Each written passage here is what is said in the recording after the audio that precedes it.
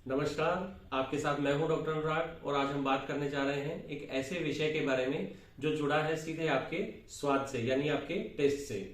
बिल्कुल, आज हम बात करेंगे नमक के बारे में।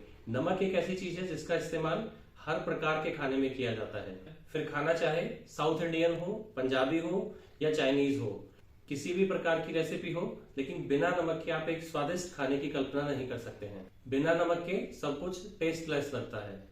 लेकिन क्या कभी आपने सोचा है कि जिस नमक का इस्तेमाल हम खाने में प्रयोग कर रहे हैं उस नमक का हमारे शरीर पर क्या प्रभाव होता है? आयुर्वेद में 6 प्रकार के रस बताए गए हैं: मधुर, अम्ल, लवण, कटु, तिक्त और कषाय। इन सभी रसों का हमारे भोजन में समावेश होना बहुत जरूरी है, लेकिन एक संतुलित मात्रा में। और स्वाद के साथ साथ स्वास्थ्य भी मिले, इसके लिए हमें कौन सा नमक प्रयोग करना चाहिए?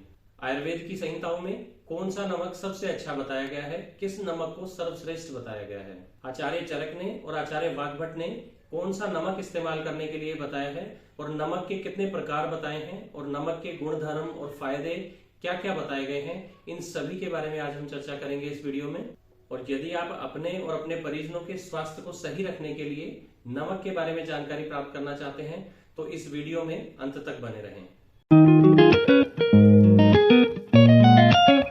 महर्षि चरक ने चरक संहिता के सूत्र स्थान में अन्नपान विधि अध्याय में नमक के अनेकों प्रकार बताए हैं, जैसे सैंधव लवण, सोवर्चल लवण, विंड लवण, औद्विद लवण, समुद्र लवण।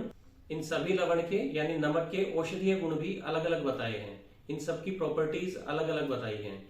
और सबसे अच्छे नमक के बारे में बताते हुए आचार्य चरक ने कहा है सैंधवम लवणो उत्तमम, यानी सैंधव लवण को सबसे उत्तम लवण बताया है, सबसे सर्वश्रेष्ठ लवण नमक बताया है। सैंधा नमक को हम व्रत यानी उपवास वाला नमक भी कहते हैं।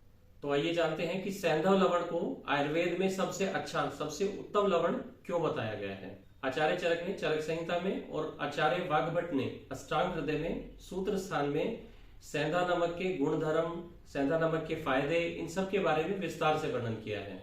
आचार्य चरक ने सैंधव लवण के बारे में बताते हुए कहा है रोचनम दीपनम वृष्यम चक्षुष्यम अविदाही च त्रिदोषग्नम सैमधुरम सैंधवम लवणो उत्तमम।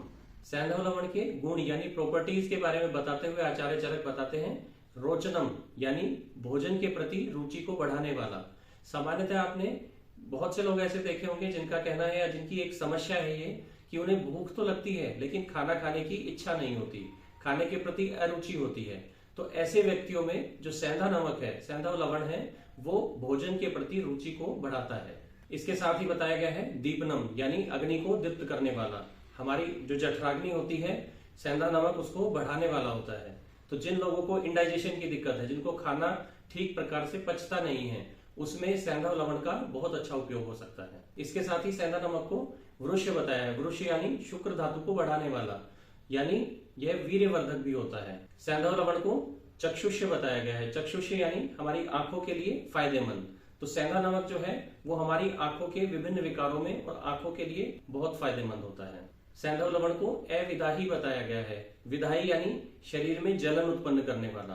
तो अविधाई सैंधव लवण को बताया गया है, मतलब यह शरीर में उत्पन्न होने वाली जो जलन है, जो दाह है, उसको कम करता है। पित्त दोष के बढ़ने के कारण या फिर किसी अन्य कारण से भी यदि शरीर में दाह या जलन महसूस होती है तो उसमें भी सैंधव लवण का अच्छा उपयोग होता है। इसके साथ ही सैंधव लवण को त्रिदोष शामक बताया गया है, यानी जो हमारे शारीरिक जो दोष हैं, वात, पित्त और कफ, इन तीनों दोषों को बैलेंस करने में सैंधव लवण मदद करता है। तो आपने देखा कि सैंधव लवण के हमारे शरीर पर कितने सारे सकारात्मक प्रभाव होते हैं और इन्हीं सकारात्मक प्रभावों के कारण आचार्य चरक ने और आचार्य वाग्भट ने सैंधव लवण को सर्वश्रेष्ठ लवण बताया है, यानी सर्वश्रेष्ठ नमक बताया है। और एक विशेष बात और कि सैंधा नमक जो होता है वो नेचुरल फॉर्म में होता है, यानी इसको प्रोसेस्ड करके नहीं बनाया हुआ होता, और इसमें मिनरल्स भी प्रचुर मात्रा में मिलते हैं। और चूंकि यह नेचुरल फॉर्म में मिलता है इसलिए हम इसका प्रयोग व्रत में भी कर सकते हैं। तो उम्मीद करता हूं कि ये वीडियो आपके स्वास्थ्य को बढ़ाने में मददगार साबित होगा। और यदि आपको ये जानकारी अच्छी लगी हो तो अपने मित्रों के साथ और अपने प्रियजनों के साथ भी जरूर साझा करें, ताकि उनके स्वास्थ्य को बढ़ाने के लिए भी ये वीडियो मददगार साबित हो। प्रामाणिक आयुर्वेद अपनाएं, अपना शरीर स्वस्थ बनाएं। तो फिर मिलेंगे एक ऐसी ही चर्चा लेकर जो आपके लिए, आपके परिवार के लिए फायदेमंद होगी। नमस्कार।